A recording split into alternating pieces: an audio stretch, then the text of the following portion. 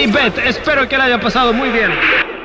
Dar vieną pergalę Lietuvos krepšinio lygoje iškovojo Kauno Žalgiris.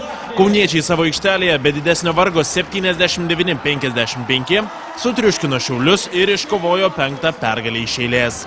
Tuo tarpu šiauliečiai suklupo pirmą kartą per 5 dvikovas. Žalgiris jau rungtynių pradžioje šovė į priekį, o sužaidus 7 minutės po taiklaus Mirzos Begičiaus dvitaškio šeimininkų pranašumas šoktelėjo iki 12 taškų, 21-9. Po ilgosios pertraukos žalgiriečiai Šiaulių ekipą ėmė triuškinti. 24 mačo minutės skirtumas perkopė ir 20 taškų ribą, o per likusį laiką Antano Sireikos auklėtiniams intrigos atkurti nebepavyko. Nugalėtojams Markusas Braunas pelnė 14 taškų, Dainius Šalenga ir Martynas Pocius pridėjo po 12. Šiaulių ekipai Derikas Lau surinko 15 taškų. Mums bloga diena, žaidėjams šiek tiek daug psichologinio nusiteikimo, kad susidursim su visai kitokia gynyba, negu žaidėm iki šiol. Taip, kad natūralu, kad laimėjom. O šiandieną tai jokių šansų neturėjome, todėl kad iš tikrųjų mes kad ir būdami silpnesni, sakysim, bet vis tiek mes turime žaisti daug geriau. Ir žaisim geriau. Aš pažadu, kad žaisim geriau. Šiandien ne ta diena, kada turėjom parodyti gerą žaidimą.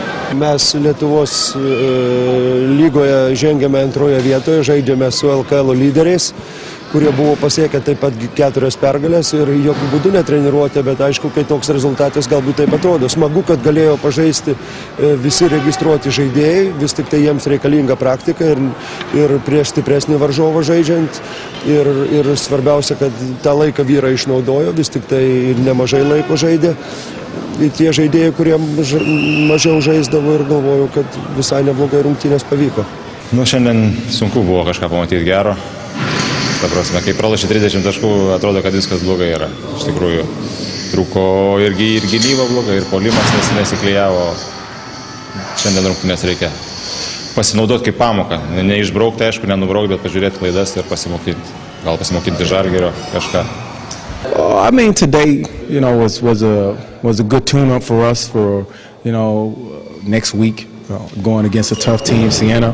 We always want to come out and respect our opponents, and not take anything for granted and use every opportunity that we have on the court to play better. So, this was a real good opportunity for us to do that, and we came out and set a defensive presence. And we made them, understand that it was going to be a very tough game today, and it was going to be tough. Žalgiriečiai šį savaitgalį dar sužais vienas rungtynes. Sekmadienį Klaipėdoje jie susitiks su vietos Neptūnu. Vytautas Mikaitis, Basket News LT.